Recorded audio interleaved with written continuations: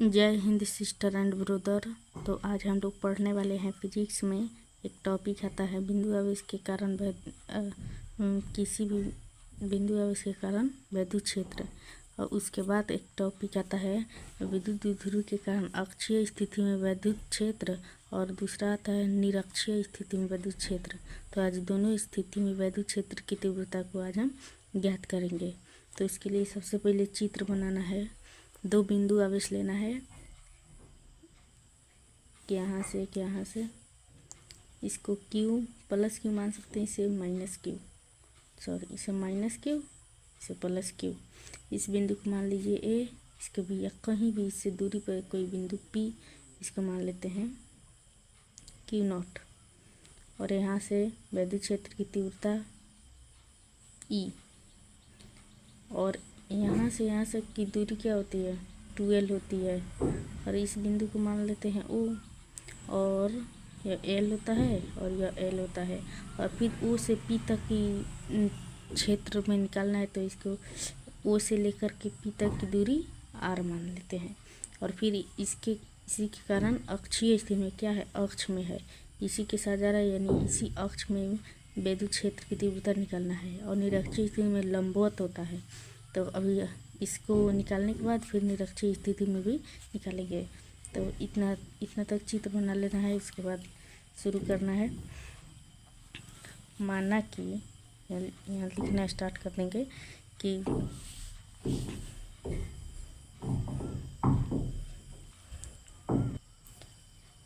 माना कि A B है और बी, माना कि ए बी कोई वैद्युत द्विध्रुव है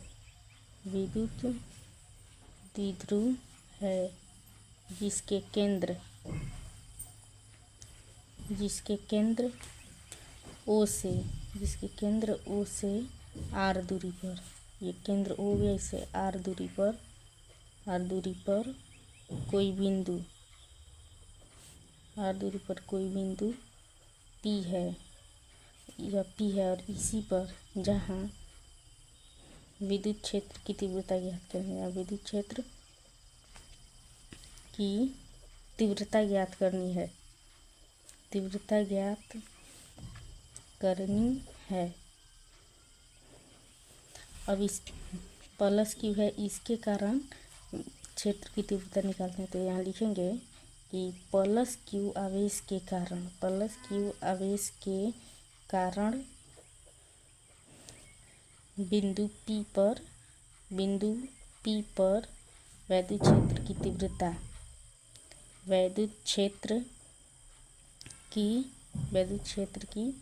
तीव्रता। अब हम पिछले क्लास में पढ़े हैं कि किसी बिंदु के कारण वैद्युत क्षेत्र की तीव्रता क्या होती है, यानी कि इसको हम E1 मान लेते हैं। E1 1/4 पाई एप्सिलॉन नॉट फिर Q। और यहाँ से यहाँ तक की दूरी क्या है, यहाँ से यहाँ तक की दूरी R है, लेकिन इतना दूर का निकालना है, तो इसको इस R में से इस L को घटा देंगे, यानी कि R माइनस L, और स्क्वायर होता है, ये हो गया। ये कहाँ से है, B से P की ओर उधर हो रहा है, तो यानी B से P की ओर। इसी प्रकार से अब इस आवेश यह क्या है, माइनस है, इस आवेश के कारण इस पर वैद्युत क्षेत्र की तीव्रता क्या होगी, यानी कि माइनस Q आवेश के कारण P पर वैद्युत क्षेत्र की तीव्रता, वैद्युत क्षेत्र की तीव्रता, इसको E2 मान लेते हैं।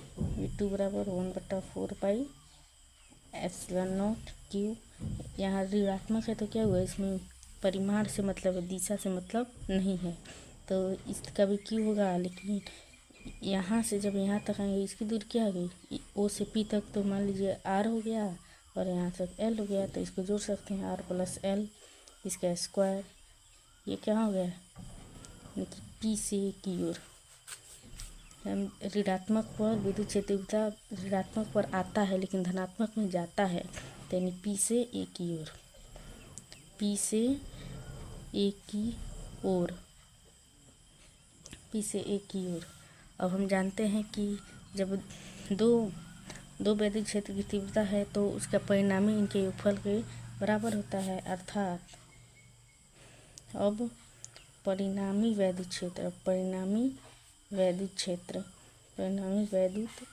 क्षेत्र की तीव्रता क्या होगी, बीजगणितीय योग के बराबर होगी, यानी कि ई बराबर होगा E1 प्लस E2, ये होगा ना। लेकिन E2 क्या है, विपरीत दिशा में है, तो ये प्लस के बाद माइनस हो जाएगा, तो E इक्वल टू हो जाएगा E1 माइनस E2 हो गया। अब E1 के मान यहाँ है, E2 के मान यहाँ, इसको रख सकते हैं। E बराबर क्या होगा, E बराबर E1 के मान को यहाँ रखते हैं। E1 का मान क्या है, 1/4 पाई एप्सिलॉन नॉट U बटा R माइनस L का स्क्वायर। अब माइनस फिर इसके मान को रख देते हैं 1/4 पाई एप्सिलॉन नॉट Q बटा R प्लस L स्क्वायर। अब इसमें कुछ कॉमन दिख रहा है, ये कॉमन दिख रही है, ये Q ये आवेश, तो E बराबर हो गया ये Q पर 1/4 पाई एप्सिलॉन नॉट, और फिर अब यहाँ से एक कॉमन हो गया तो 1/R माइनस L स्क्वायर होगा, R माइनस L स्क्वायर, फिर माइनस ये इधर आ गया R प्लस L स्क्वायर, फिर बट्टा का घटाव आता ही होगा, आप सबको 12th क्लास में आ गए हैं, आता ही होगा।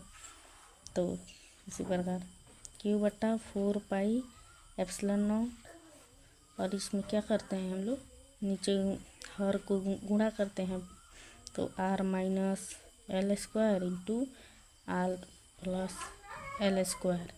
अब एक से गुणा करेंगे तो यहाँ हो जाएगा R plus L square minus, फिर इसको इधर यहाँ आ जाता है तो R माइनस L स्क्वायर हो जाएगा।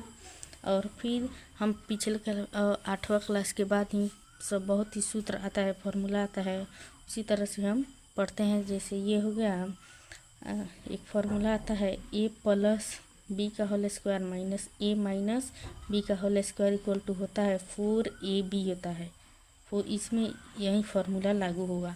और एक और फार्मूला लागू होगा कि होता है ना A माइनस बी और A प्लस बी क्या होता है A square minus B square, ये दोनों फार्मूला इसमें लागू होगा। देखिए कैसे, ये हो गया, ये कॉमन है बाहर तो बाहर ही रहेगा।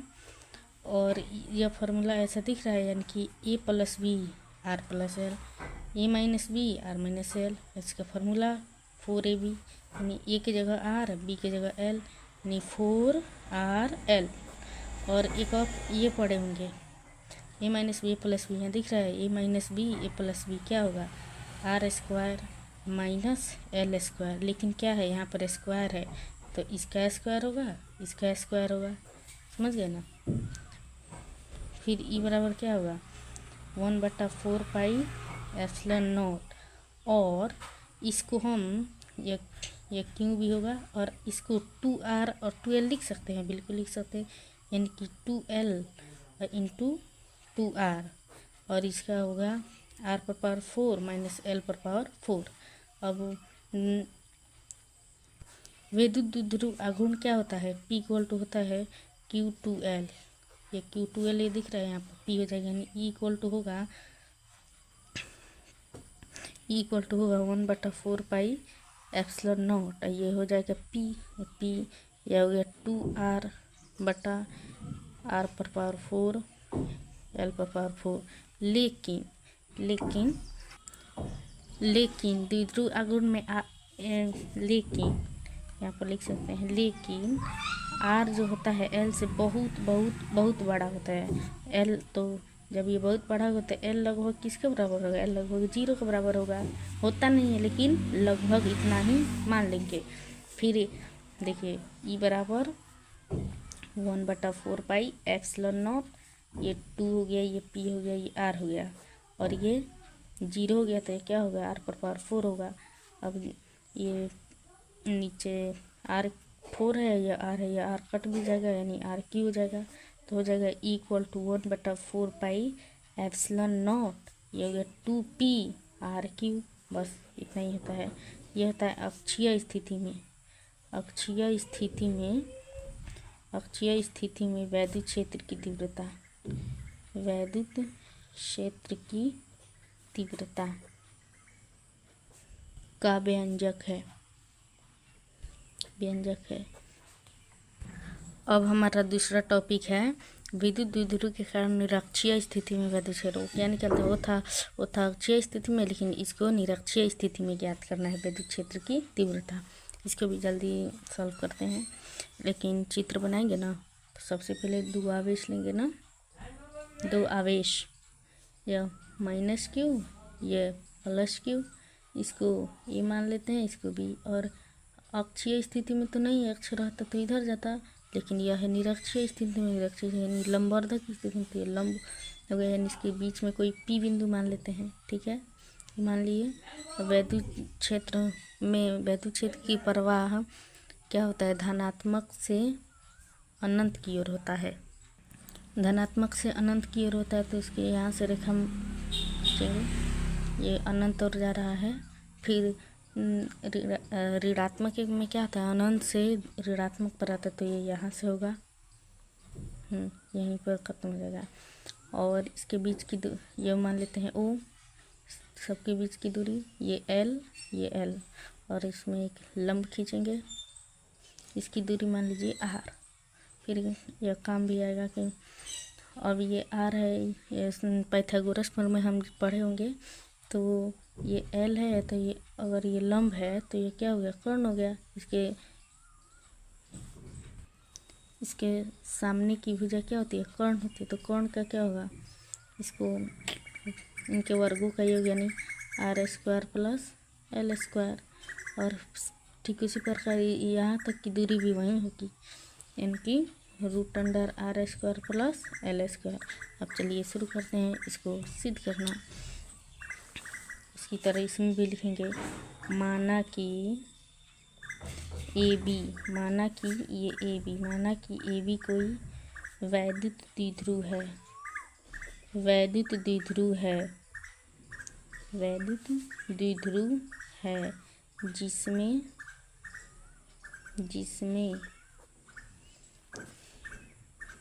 Q तथा -Q आवेश निरक्षीय स्थिति में,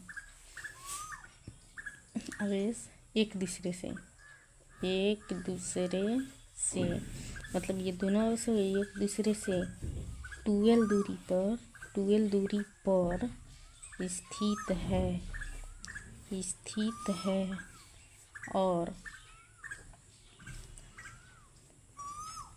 O बिंदु से और O से बिंदु P तक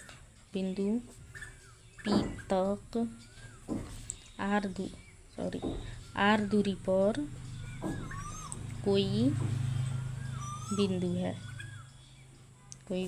है, यानी यह जो आवेश है इसके O से R दूरी पर, यहाँ तक की दूरी R है, यहाँ तक की दूरी R है, इसके O से दूरी पर बिंदु क्या है? P है।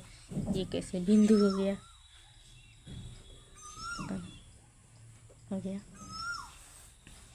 अब इसके कारण वैद्युत क्षेत्र की तीव्रता ज्ञात करनी है, फिर इसके कारण, फिर इसको जोड़ेंगे, देखना क्या रिजल्ट आता है। तो लिखेंगे +Q आवेश के कारण वैद्युत क्षेत्र की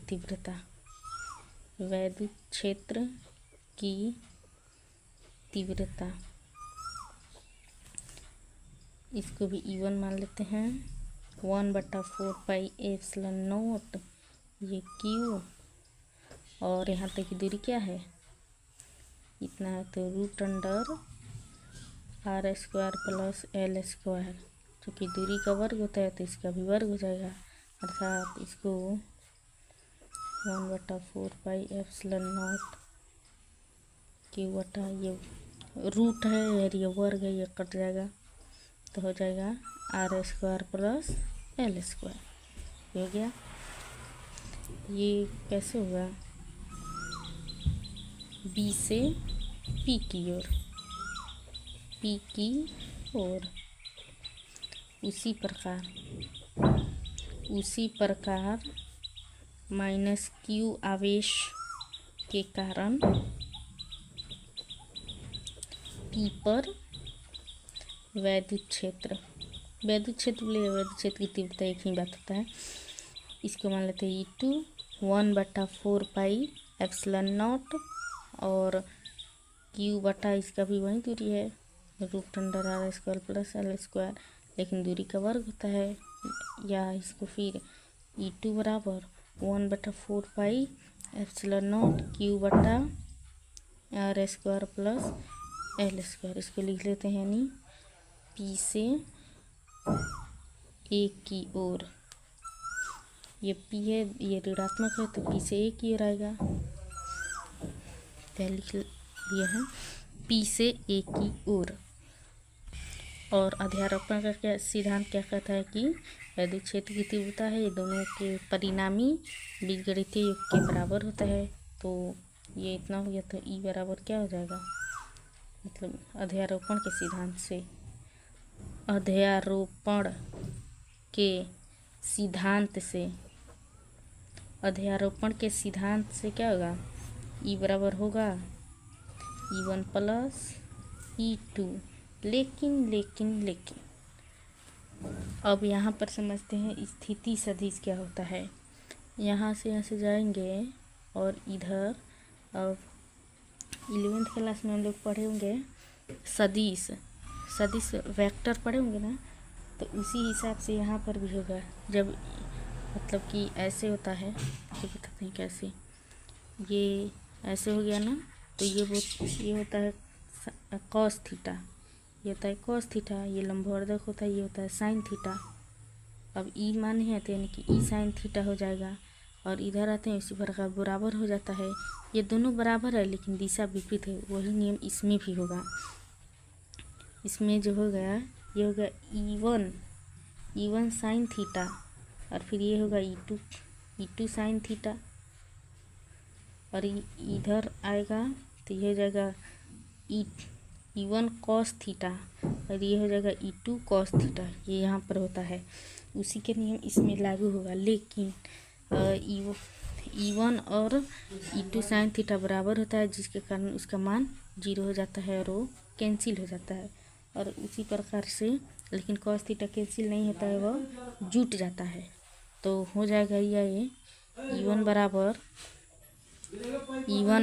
ये होगा E1 कॉस थीटा, फिर प्लस E2 कॉस थीटा। लेकिन ये क्या है, दोनों बराबर है, तो होगा E बराबर E1 cos theta plus E1 cos theta. अब E बराबर क्या हो जाएगा, 2E1 कॉस थीटा। अब यहाँ पर दौड़ाइए, E1 बराबर कितना दिया है, 1/4πε0 Q1 बटा r² प्लस L², इतना दिया हुआ है। अब इसी में जो है E बराबर 2E1 cos थीटा में इस E1 के मान को इसमें पुट कर देंगे, तो फिर होगा E बराबर 2/E1 का मान 1/4πε0 और फिर Q बटा r² प्लस L², ये होता है कॉस थीटा। लेकिन कॉस थीटा बराबर क्या होता है, कॉस थीटा बराबर, क्योंकि कॉस थीटा बराबर होता है B/H, B का मान है L और H का मान है ये, यानी कि r² रूट अंडर में रूट बना है प्लस L²। अब ये कॉस थीटा का मान इसमें रख देंगे, यानी कि E बराबर 4πε0 और फिर ये हो गया Q r² plus L²। Cos theta का मान यह है, इसको लिख सकते हैं L बराबर root under r² plus L²। अब आपको कुछ नज़र आ रहा होगा, जैसे कि ये 2 हो गया, Q हो गया, L हो गया।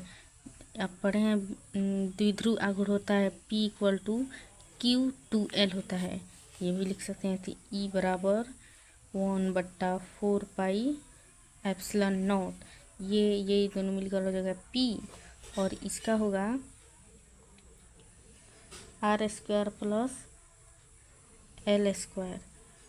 और 1 बटा ये जो होता है रूट अंडर, इसका पावर 1/2 होता है, तो इसको भी r² प्लस l², अब पावर इसका 1/2, और फिर होगा E equal to 1/4 pi epsilon naught, और फिर p, और ये 1 है और 1.5 है, एक 1.5 मान लीजिए 1 है, ये जो जोड़ेंगे तो कितना होगा, यानी कि 2 + 1 = 2, यानी हो जाएगा 3/2, 3/2 हो जाएगा। उसी प्रकार ये इसका पर मान लेते हैं 1/2, ये जोड़ेंगे तो होगा r² प्लस l², और 3/2 यहाँ तक भी होता है, ये जो होता है यहाँ तक भी, या मतलब परीक्षा में यहाँ तक भी सॉल्व कर सकते हैं। सॉरी, मुझे यहाँ p लिखना था, क्यों लिख दी थी, हो जाएगा। और लेकिन ये ना, जैसे E बराबर 2QL, इसको द्विध्रुव आघूर्ण में P इक्वल टू होता है Q2L, तो इस सब के मान का पूरा मान का मतलब हो जाएगा P। ये हो गया 1/4 पाई एप्सिलॉन, तो इन सब का मान P, और ये हो गया, और ये 1 मतलब ये रूट में होता है तो पावर 1/2 होता है, ये जुटेगा तो हो जाएगा 3/2। लेकिन छोटे द्विध्रुव के लिए अब लिखेंगे, यहाँ तक भी सॉल्व हो सकता है, ये गलत नहीं होगा। छोटे द्विध्रुव के लिए क्या होता है, R जो होता है बहुत बड़ा होता है L से, तो L लगभग 0 के बराबर होता है, तो होगा E बराबर 1/4 पाई एप्सिलॉन नॉट P, ये हो गया r² प्लस 0, 3/2, फिर क्या 1/4 पाई एप्सिलॉन नॉट P, ये हो गया r², ये गुना है तो ये गुना हो जाएगा, 3/2 ये 2 कैंसिल, तो हो गया E बराबर 1/4 पाई एप्सिलॉन नॉट P, ये r³, इसका भी हो गया। देख लीजिए, यहाँ तक भी हो सकते हैं प्रूव, यानी कि निरक्षीय स्थिति में वैद्युत क्षेत्र की तीव्रता का व्यंजक है। आपको कुछ नज़र आया? ये हो गया ई निरक्षीय, यानी कि ई अक्षीय बराबर क्या होता है, ई अक्षीय 2 निरक्षीय होता है, 2E निरक्षीय, क्योंकि ये निरक्षीय स्थिति में इतना होता है, लेकिन अक्षीय स्थिति में यहाँ पर 2 रहता है, यानी 2 गुना होता है, तो इसको इस तरह भी लिखा जा सकता है। यह ऑब्जेक्टिव में पूछा जाता है, यह ऐसा ऑब्जेक्टिव में होता है कि ई अक्षीय ई निरक्षीय कितना गुना होता है, 1 गुना 2 गुना 4 गुना, तो आप लिखेंगे 2 गुना, ये भी हो सकता है। लेकिन अगर परीक्षा में आएगा, एग्जाम में आएगा, तो यहीं तक करना है या फिर यहीं तक, कोई गलत नहीं होगा। तो उम्मीद करती हूँ बहुत ही अच्छा लगा होगा आपको। तो मिलेंगे किसी नेक्स्ट वीडियो में, तब तक के लिए बाय। जय हिंद, जय भारत।